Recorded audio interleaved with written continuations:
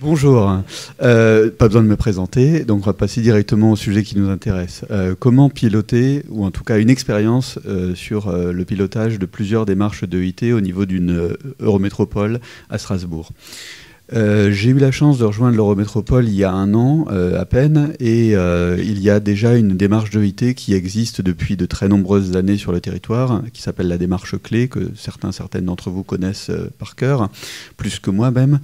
Cette démarche, elle marche extrêmement bien sur un territoire portuaire, très favorable, avec aussi un accompagnement de terrain de grande qualité, et un ingrédient secret peut-être, ou en tout cas pas si secret que ça, une structure portuaire, le port autonome de Strasbourg, qui elle-même porte une association qui s'appelle le GUP, le groupement des usagers du port, et ce groupement des usagers du port assure un certain nombre de propose un certain nombre de services à ses usagers, dont l'animation de la démarche clé. Et pour moi, je commencerai par dire effectivement que cette structure permanente, avec des moyens humains, financiers et une légitimité, on parle d'une association qui a 75 ans, c'est déjà un ingrédient majeur effectivement dans la réussite et l'intérêt que qu'a pu susciter la démarche clé sur ce territoire. Bien sûr, à côté de ça, il faut aussi de la matière. Donc on a Initiative Durable qui a animé cette démarche depuis toutes ces années et qui a apporté de la connaissance et de l'intérêt, de la plus-value aux entreprises qui ont répondu présentes du coup et qui sont aujourd'hui quasiment une trentaine à payer une adhésion complémentaire à l'adhésion à leur association d'entreprise pour pouvoir continuer à être accompagnés sur la démarche clé. À côté de cela, l'Eurométropole a lancé il y a 2 ans, 2 ans et demi, une autre démarche sur un éco-parc, donc qui avait valeur d'être réaménagé suite à une réaffectation d'utilisation du site, qui était un ancien site pétrolier, et sur une zone très peu industrielle, avec d'autres activités. Et là, c'était un vrai challenge, effectivement, de comment est-ce que cette démarche-là allait prendre et comment est-ce qu'elle allait vivre avec sa grande sœur, si on peut dire.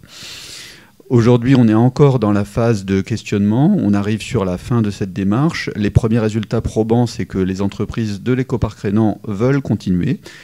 Donc, il y a de la légitimité, même sur des territoires pas complètement industriels, à avoir ce type de démarche. Et elles savent bien sûr que d'autres démarches ont lieu, et elles savent aussi que l'Eurométropole continue à déployer avec d'autres territoires qui seront accompagnés dans les mois qui viennent. J'en parlerai dans mon deuxième pitch tout à l'heure, en 5e session. Sur la partie, du coup, comment piloter ces démarches ensemble, aujourd'hui, on se pose des questions et on essaye de faire des ponts. Alors, des choses très concrètes. On a le bon coin des entreprises sur la démarche clé qu'on a mutualisé entre les entreprises du port et celles de l'écoparc rhénan, avec un succès, on va dire, encore limité pour l'instant. Mais je pense que des approches très concrètes peuvent effectivement créer des ponts. On a essayé aussi de mutualiser les communications entre les démarches. Et ça, par contre, il y a eu un choix, en tout cas fait avec les acteurs de terrain aussi, en les prenant en considération leurs demandes, de dire que chaque démarche voulait avoir sa propre identité. Et ça peut s'entendre. Après, le rôle de l'Eurométropole, peut-être, c'est de dire il y a les démarches d'écologie sur le territoire et elles ont vocation à travailler ou à collaborer ensemble. Voilà, un des rêves, moi, que j'ai, je le redis ici, c'est que dans quelques mois, on ait des séances de formation où il y aurait un prestataire qui délivre une séance de formation avec 4 salariés du port de Strasbourg, 3 salariés de l'écoparc rhénan et 5 salariés de la plaine des Bouchers. Ça serait une utilisation assez formidable et j'ai bon espoir, en tout cas on travaille sur le terrain à ce que ce type de choses puisse se concrétiser. Ce que je voulais encore dire, j'avais mes petites notes ici, c'est qu'effectivement, à la base aussi, ce qui demande beaucoup de temps, enfin voilà, vu de ma fenêtre, c'est la relation de confiance à construire avec les entreprises. On a la chance aussi d'avoir des animations de ZA qui font une bonne fondation pour ça, mais ça n'est pas suffisant. Il faut aller plus loin et mettre en relation effectivement les possibilités quand on l'a en tant qu'acteur territoire. C'est intéressant aussi aussi de discuter avec les possibilités qu'on voit par différents canaux de mettre en relation des choses qui n'auraient peut-être pas pu arriver si on n'avait pas été associé à l'interface. Je ne sais pas s'il me reste encore quelques secondes. Si vous avez encore 1 minute. Oh, j'étais très rapide. Je pense effectivement, oui, peut-être ce que je peux encore ajouter, c'est que effectivement, je vais être un petit peu, pas puriste de l'EIT, mais justement, on parle d'EIT parce qu'on est dans un congrès dédié à cette démarche, mais pour moi, effectivement, l'EIT, ça a été dit ce matin, est une des solutions, mais qui doit aussi s'articuler avec des dispositifs transverses qui peuvent exister sur d'autres choses. Alors bien sûr, il y a les grands classiques, économie circulaire ou économie de la fonctionnalité de la coopération, voilà, d'autres choses. Mais c'est un outil à la disposition des territoires qui peut effectivement s'articuler intelligemment et on est en réflexion pour se dire, demain, si on veut pérenniser toutes ces démarches, peut-être qu'il faut qu'on trouve une structure polymorphe et qui soit capable peut-être de faire de la dentelle et d'apporter de la valeur ajoutée vraiment là où les entreprises le veulent. Parce qu'au-delà de l'EIT, on a des problématiques liées à la ZFE, par exemple. Ça va toucher beaucoup de territoires très prochainement. On a des problématiques liées à l'énergie, ça tout le monde est concerné très, très immédiatement.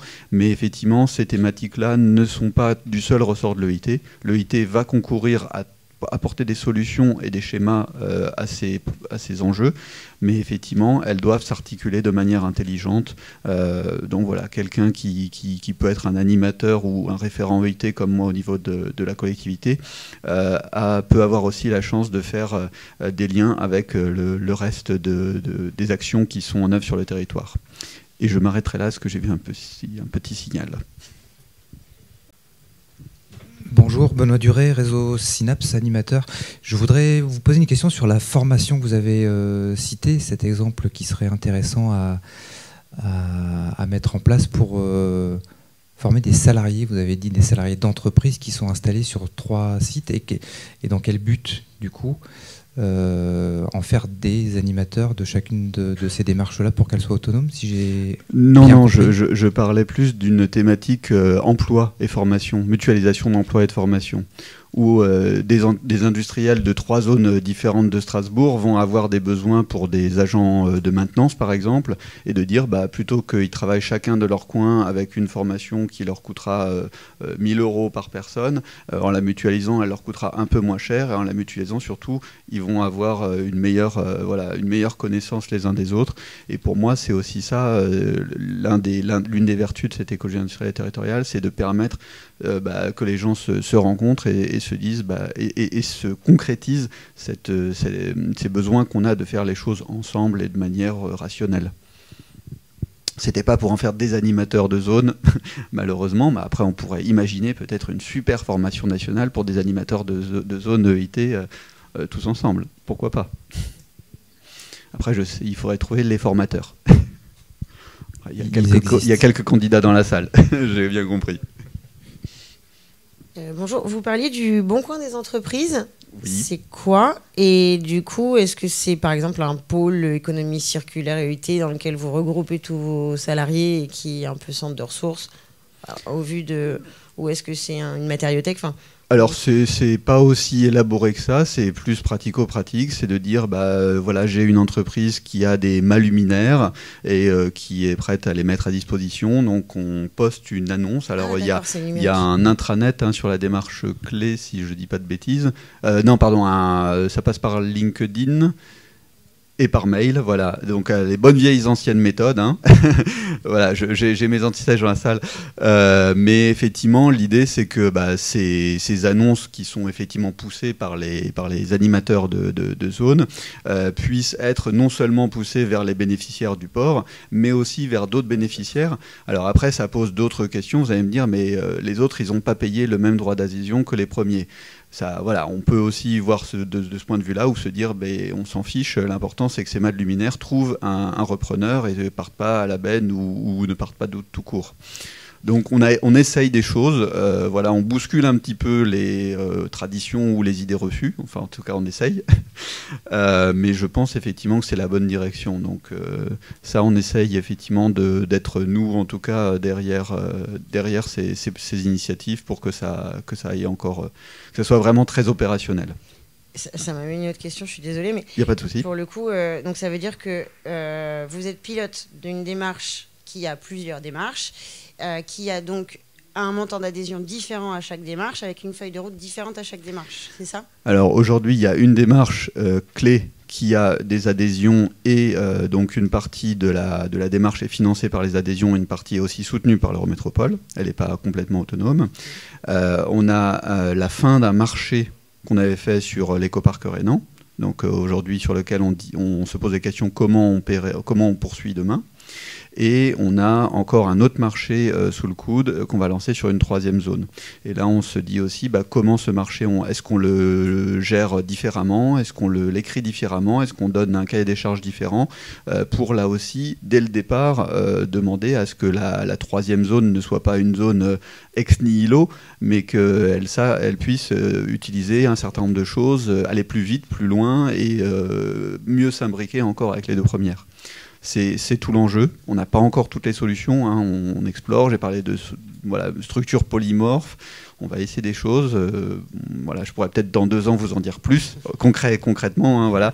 Mais on est encore... en tout cas, ce que je voulais vous dire, c'est que c'est apprécié par les entreprises, voilà, qu'elles soient grosses industrielles ou qu'elles soient nouvellement dans la démarche. Donc ça, c'est vraiment très positif pour nous et c'est encourageant en tant que collectivité d'avoir ces signaux-là. Merci à vous.